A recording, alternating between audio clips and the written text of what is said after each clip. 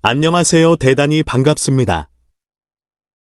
바둑의 전설 조은현 1-8. 그것은 다름 아닌 빠찡 읽고 사건. 또래의 친구들과 어울려 인근 빠찡 일고룸에 놀러갔던 일이 화근이 돼 다시 세고의 선생의 대노를 샀던 것. 누구나 겪을 수 있는 사소한 일이지만 스승 세고에는 조은현을 속된 잡기의 세계로부터 격리시키고 싶었을 것이다. 그러나 어린 조은현의 인식은 달랐다. 빠찡 읽고든 마작이든 확률을 바탕으로 승부를 겨루는 게임의 세계가 마냥 경이로울 뿐이었다. 그런 성향에 있어서 그는 후지사와 구단과 아주 흡사한 구석이 많았다. 경륜과 도박으로 큰 돈을 날리고 말년에 궁핍을 면치 못했던 후지사와 구단은 그런 역경을 딛기 위해 최고 상금이 걸린 기성전에서 가공할 기록을 내지 않았던가. 하지만 여러 게임에 대한 낭만적 호기심은 두 사람이 비슷할지 모르지만 조은현의 경우는 후지사와와 조금 다르다. 게임은 게임일 뿐 인생이 망가지도록 거기에 모든 것을 걸지 않는 스타일이 바로 조은현이다. 이유는 간단하다. 승률이 희박한데 뭐하러 풀배팅을 하느냐는 것이다. 조은현도 경마광이고 포커광이며 못하는 게임이 없는 만능 갬블러지만 절대로 큰 규모의 도박은 하지 않는다. 바둑 승부의 열기를 잠깐 식히는 차원의 오락으로 즐길 뿐이다. 위험을 피해가는 안전 위주의 유형이 아니라 지는 게임은 하기 싫다는 전형적인 승부사 기질의 소유자가 바로 조은현이다. 아무튼 그 두 가지 사건으로 위기에 몰리긴 했지만 내기 바둑에서 아베 6단의 돈을 땄듯이 빠진코 게임에서도 그는 짭짤하게 돈을 땄다고 한다. 정말 못 말리는 소년 승부사 조은현의 진면목이 그 대목에서도 보인다. 조은현은 강하다. 강함의 본질은 과연 무엇인가? 지난 20여 년간 한국 바둑계의 화두는 이것이었다. 대략 강산이 2번 변하고 정권이 4-5번 바뀌었을 기간이었으나 조은현은 바둑계의 독재자로 철권을 휘둘러왔다. 된장바둑의 대명사 서봉수 명인이 줄기차게 대권에 도전했었지만 조은현은 정상에 올라선 이후 어느 한순간도 타이틀 다관왕의 지위를 빼앗겨 본 적이 없었다. 이창호가 등장하기 전까지 모든 기사들은 조은현의 전행 앞에서 거의 전의를 상실할 정도였다. 오죽했으면 평생의 라이벌 서봉수 구단조차도 특유의 오기를 어느 순간 접어버리고 이런 말을 했을까. 내 바둑의 스승은 조은현이다. 그의 바둑에는 향기가 우러난다. 수많은 바둑 팬들이 서명인의 고백에 박수를 보냈다. 그 표현은 간결하면서도 너무나 아름다운 찬사였다. 오랜 세월 무수히 핥히고 무진장 몰매를 맞았지만 그 포연 가득한 전쟁터의 한 모퉁이에서 검을 칼집에 꽂으며 상대의 공력을 인정하는 무사의 한마디. 우리는 서명인의 표현에서 조은현과 서봉수라는 멋진 맞수를 한 시대에 품고 지켜볼 수 있었다는 점에 그저 흐뭇할 뿐이다. 아무튼 그랬다. 조은현은 엄청 강했다. 무엇이 강한가? 나는 명제로 월간 바둑지에서 특집을 꾸몄는데 결론은 모든 부분이 강한 것으로 매듭지어졌던 것을 우리는 기억한다. 세계 최고의 포석감각, 휙휙 바람소리가 묻어나는 속력행마, 타이트하게 죄어오는 완력, 뼈를 분지르고 관절을 꺾는 파괴력, 어설픈 타협을 거부하는 단호함, 그리고 누구보다 빠른 형세 판단, 궁지에서 발휘되는 가공할 흔들기 등등 그는 전신이라 불러도 어색함이 없는 진정한 강자였다. 그런 총체적 파워 앞에서 대부분의 기사들은 자신도 모르게 위축되고 스텝이 둔화되어 버리는 공포감을 맛보아야 했다. 조은현이 둔수니까 뭔가 사연이 있겠지? 그가 아무렇게나 둔수는 없었겠지만 때로 뻑수를 두어도 상대들은 마냥 고뇌할 수밖에 없었다. 우리는 그런 현상을 강자 프리미엄이라고 부른다. 그는 충분히 강했기에 덤으로 그런 프리미엄까지 획득했던 것이다. 이창호가 등장하면서 비로소 조은현의 빈틈과 취약점이 조금씩 드러나긴 했지만 그 전까지 바둑계는 조은현 제국의 해질 날을 감히 예측조차 못했었다. 찔러도 피 한 방울 나오지 않을 정도로 지독한 승부사 조은현을 과연 누가 꺾을 수 있을 것인가? 아마도 대부분의 전문가들은 그 왕국의 수명을 30년 이상으로 점치며 치를 떨었으리라. 민주주의의 다양성을 사랑하는 사람들 입장에서 조은현은 정말 기분 나쁜 독재자일 수도 있다. 거의 20년 동안 정상을 지키고 있다가 슬그머니 제자에게 왕관을 세습한 모양을 연출했으니 시원한 쿠데타도 없었고 통쾌한 혁명도 없지 않았던가. 그러면서 아직까지도 물러나지 않고 심심찮게 상금 두둑한 국제대회 타이틀을 헌팅하고 있으니 도대체 그 저역의 바닥을 가늠할 수 없다는 얘기이다. 어찌됐든 조은현 바둑의 특질을 한마디로 압축하자면 속력일 것이다. 그리 몸집 크지 않은 이승엽이나 이종범이 홈런을 쉽게 날리는 이유는 타이밍과 배트 스피드 때문이다. 조은현의 스피드는 세계적으로 공인된 트레이드마크나 다름없다. 그 스피드의 원천은 역시 천재성에서 나온 것일 테고 저단 기어의 힘하. 자동차 기어의 1단과 2단은 힘이 좋다.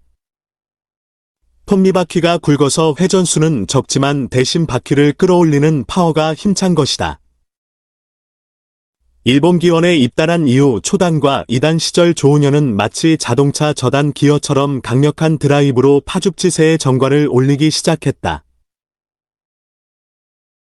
워낙에 한국에서 건너와 세고의 문화에 들어간 황태자로 알려져 있었지만 그는 이미 입단 무렵 스승의 훈장수여식 기념대국에서 천하의 오청원 구단과 멋진 속기를 선보여 갈채를 받았고 2단 시절에 청봉회, 오청원, 임해봉의 이름을 딴 모임 속기대국에서 당시 본인방이었던 임해봉 구단을 상대로 정선으로 두어 사집을 이기기도 했다. 2단이던 시절부터 파죽지세로 저단자들의 1, 2차 예선을 통과하고 3차 예선에 오르면서 고단자 킬러로 이름을 날리기 시작했다.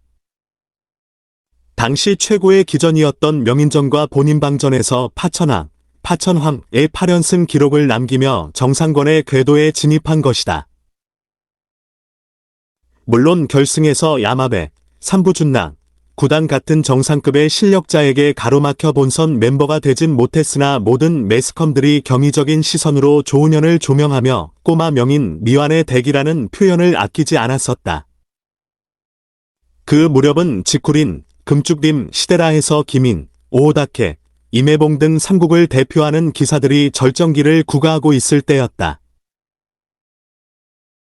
일본에 잠깐 유학한 뒤 귀국해 국내 각 기전을 석권한 김인, 명실공히 일본 최고의 타이틀인 명인이를 쥐고 있었던 임해봉, 그리고 아직 타이틀 홀더는 아니었지만 품격 있는 바둑으로 많은 이들의 사랑을 받고 있던 오오다케 등 세 사람을 동양 삼국의 대표기사로 손꼽았던 시절이었다. 그러나 기타니 구단 같은 사람은 한 걸음 더 나아가 양조, 조 시대가 도래할 것을 예언하고 있었다. 조은현과 조치훈, 양웅이 장차 세계바둑계를 평정하리라 짚었던 것이고 그의 성견지명은 어김없이 10년 후쯤 현실로 맞아 떨어졌다. 1970년 17세의 조은현은 33승 5패 1비, 승률 88.6%의 기록을 세우며 기도상, 시민상을 받게 된다. 69년에 이시다가 받았고 71년에 조치훈이 받았다는 것을 음미하면 당시 조은현의 위치가 어느 정도였는지 짐작할 수 있으리라. 두면 이기던 시절이 바로 이때부터였다.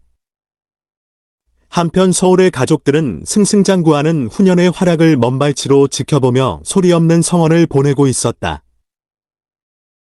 보문시장의 야채 행상으로는 경제 여건이 좀처럼 나아질 리 없었지만 막내 아들의 대성을 기원하며 참으로 신산스런 나날을 보내고 있었다. 그나마 존재 그 자체로 든든했던 큰 아들 조종현은 월남의 포병으로 참전했고 딸들은 차례로 시집을 가 보문동 언덕배기, 주소로는 삼선동, 자택은 늘 정적이 고여 있었다. 거의 살림을 도맡아 꾸려나가던 박순의 여사가 버스에 치여 7, 8m 정도 날아가 떨어지는 사고를 당하면서 가세는 급격히 기울었다. 시집간 딸들의 처지도 그리 넉넉한 편은 아니었다. 그렇지 않아도 깡마는 가장 조규상은 천식을 앓으며 나날이 말라갔다. 조은현 홈페이지의 앨범을 보면 알겠지만 피골이 상접한 부친의 체중은 50kg도 채 나가지 않을 정도였다. 그럼에도 그는 늘 자부심이 가득한 사람이었다. 한 달에 한 번 동경에서 배달되어 오는 기도지 늘 기다리며 세월을 낳고 있었다. 지금 이 글을 쓰는 필자는 조규상의 장녀인 조복신, 68세의 아들로서 40년 가까이 바둑 황제 조은현 가문을 지켜보고 함께 생활해왔던 가족의 일원이다. 조국수의 외조카로 삼촌과는 8살 차이가 나는데 필자는 아주 어린 시절부터 1년에 2달씩 외가댁에서 살았다. 어머니가 남도의 해안지방에서 교직 생활을 하신 까닭에 방학만 되면 서울 친정집으로 올라왔고 그 덕에 누구보다도 천재 삼촌의 채취를 가까이 맡을 수 있는 행운을 얻게 되었다. 외가댁은 보문동과 삼선동 경계의 비탈진 언덕에 덕지덕지 붙은 조그마한 한옥이었는데 할아버지 조규상은 틈만 나면 뒤뜰의 바위절벽을 망치와 정으로 깡깡 두들겨댔다. 그땐 영문을 몰랐지만 나중에 알고 보니 그 집터는 무허가였다고 했다. 시유지였는데 20년 이상 거주하면 거주자에게 소유권을 인정해 준다 해서 할아버지는 조금씩 집터를 넓히는 공사를 벌였던 모양이었다. 방이 3개 있었는데 그중 가운데 방이 바둑서재였다. 식구들이 많을 때에도 그 방은 일본 유학을 떠난 막내 조은현의 방으로 비어져 있었다. 나는 날마다 그 방에 들어가 많은 시간을 보냈다. 캐캐묵은 책 냄새와 소년이 가지고 놀기 딱 좋은 바둑용품들. 할아버지가 스크랩해놓은 막내 삼촌의 신문기사들을 훔쳐보며 마냥 가슴 뿌듯했다. 시골에서 자랐기에 특별히 바둑을 배울 기회는 없었으나 필자는 방학 때마다 그 방에 잠입해 들어가 바둑책을 보며 저절로 길이 접하게 되었던 것 같다. 그 막내 삼촌이 유학 도중 잠깐 귀국했을 때 그 방에서 나를 목마 태워준 적이 있었다. 까마득히 어린 시절의 편림이지만 나는 그때 교복 차림의 후년이 삼촌을 무릎 꿇려놓고 등에 올라 이랴 채찍질했던 기억을 분명히 간직하고 있다. 바둑 황제 조은현의 등에 올라타고 호령해 본 사람이 세상에 어디 또 있을까? 나는 그 시절부터 무던히도 삼촌을 짝사랑했었다.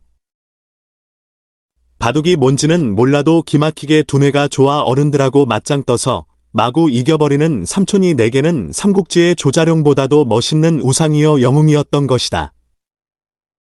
어느 겨울날 할아버지 조규상은 외손자인 필자의 손목을 붙잡고 종로로 끌고 갔다. 정확히 기억이 나진 않지만 동대문에서 영천까지 가는 전차를 타고 갔으니 아마도 60년대 후반이었지 않나 싶은데. 목적지는 관철동 한국기원. 조개탄 난로와 연통이 설치되어 있는 일반 기원실에 들어가 할아버지는 필자를 아무렇게나 방치하고 친구와 바둑을 두기 시작했다. 언젠가도 언급했던 것처럼 할아버지는 하루에 한 판 정도 두는 엄청난 장고파였기에 어린 필자는 정말 고통스러웠다. 손자의 마음을 아는지 모르는지 할아버지는 영거푸 사랑을 동안 한국기원에 필자를 끌고 다녔다. 필자도 요령이 생겨 사람 구경도 하고 만화책도 보고 바깥으로 나가 종로거리의 번화함을 눈요기하며 시간을 때웠는데 지금 와서 생각해보니 그때 왜 할아버지께서 나를 관철동에 데리고 갔는지 어렴풋이 짐작할 수 있을 것 같기도 하다. 아를 후년의 대타로 손자를 찍었던 건 아니었을까? 손자를 끌고 다니면서 유학 간 아들의 빈 자리를 채워보려 했던 건 아니었을까? 필자는 할아버지 조규상 옹의 그윽한 눈매를 분명히 기억한다. 내가 어른들한테 시커멓게 깔고 바둑을 둘 때 당신은 끝까지 자리를 뜨지 않고 지켜보면서 손자의 기재를 가늠했던 것 같다. 훗날 조국수가 아들 민재의 기재 없음을 확인했던 것처럼 조규상 할아버지도 손자의 산만한 행마에 저억이 실망했으리라. 그러나 할아버지와 손자는 아주 좋은 바둑 상대였다. 9점부터 시작한 승부는 방학 때마다 치수가 바뀌었고 마침내 교복을 입을 즈음엔 호선으로 팽팽한 맞상대가 되었으니까. 너무 어려운 분이라서 실력이 역전된 후로도 필자는 백을 잡지 못했다. 고등학생이 된 후로 제법 힘이 붙은 필자는 할아버지를 상대로 온갖 꽁수와 노림수, 함정수를 동원해 판판이 밀어버렸다. 어린 마음에 인정받고 싶은 치기가 동해서였을 것이다. 그런데 할아버지는 승패에 별로 연연하지 않았다. 어렵게 복기를 하면서 떡수와 완착을 지적하며 무진장 혼을 내시는 거였다. 지셨으면서. 당시의 필자는 그런 옹졸한 생각으로 할아버지를 원망했었다. 그러나 지금 돌이켜 생각건대 할아버지는 진정한 애기가요. 정신만큼은 명인의 경지에 올라 있었던 분이라고 단정하고 싶다. 고국의 가세가 형편없이 기울어가고 있는지 유학생 조은현은 알 바 없었다. 어머니의 따뜻하고 풍만한 가슴이 그리웠을 뿐 세고의 사숙의 2층 바다미방에서 외롭게 생활하며 오직 바둑 한 길에 정진해야만 했던 그의 시야에는 오로지 식구로밖에 보이지 않았다. 시민상을 받았던 1970년 사단으로 승단했고 이듬해 5단으로 승단하면서 이제 조은현도 18세의 어엿한 청년으로 변모해가고 있었다. 스승 세고의 구단은 그 무렵 마지막 제자의 성장을 흐뭇하게 응시하면서도 한편으로 불안감에 사로잡혀 있었다. 일본과 달리 징병제를 택하고 있는 한국의 사정상 후년도 어김없이 병역의 의무를 치러야 했기 때문이었다. 일본 유학을 왔던 김인, 윤기현, 하찬석 등 기라성 같은 한국의 청년들이 죄다 그 문제를 해결하지 못하고 유학에서 중도하차했던 선례가 있었다. 스승은 제자의 병역 문제를 해결하기 위해 백방으로 뛰어다녔지만 끝내 어떠한 도움도 주지 못했다. 마침내 비정하고도 차가운 명장, 이 현해탄을 건너 니시오카의 세고의 선생댁 우편함에 날아들었다. 절망의 초대장이었다. 스승은 식욕을 잃고 드러누워 탄식했으며 후녀는 바둑책을 덮었다. 모든 게 끝이었다. 바둑두는 업 자체도 완전히 끝났다고 생각했다. 불확실하고 불안한 귀국의 시간을 기다리며 후녀는 생애 최악의 2달을 맞이하게 된다. 귀국을 앞둔 19세의 청년 조은현은 바둑돌을 던져 버립니다. 그리고 동경의 뒷골목을 배회하지요. 마작과 파친코에 열중하며 청춘의 번뇌를 불사르고자 합니다. 엄한 스승의 고삐에서 풀려나 망가질 대로 망가지는 자학의 코스로 빠지지요. 그 시간은 2번 다시 기억하기도 싫지만 진정한 성인이 되기 위한 통과 이래의 과정이기도 했습니다. 수업 중단. 한참 터보 엔진을 장착하고 80%대의 경이적인 승률을 올리며 고속 질주하던 조은현은 일단 정지 표지판 앞에서 브레이크 페달을 밟아야 했다. 헤쳐온 속도가 워낙 고속이었기에 마찰음이 클 수밖에 없었다. 갑자기 막혀버린 진로 앞에서 그는 우회로를 찾지 못했다.